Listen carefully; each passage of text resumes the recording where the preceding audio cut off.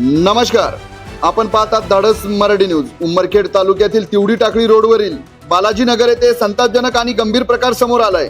या परिसरामध्ये करण्यात आलेल्या प्लॉटिंग मध्ये पूर्वीपासून असलेली पाण्याची विहीर आता बुजवण्याचे काम सुरू असल्याची माहिती स्थानिक नागरिकांकडून समोर येत आहे।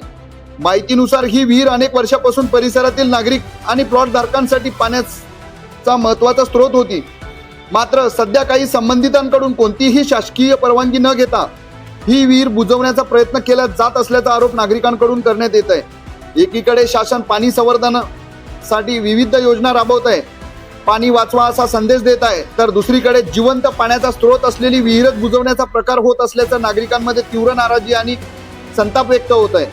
स्थानिक नागरिकांचे म्हणणे आहे की प्लॉटिंग करताना ही विहीर त्या परिसरातील पाण्याची मोठी सोय होती, परंतु आता अचानक ही विहीर बुजवण्याचे काम सुरू करण्यात आले असून त्यामुळे भविष्यात पाण्याचा मोठा प्रश्न निर्माण होऊ शकतो।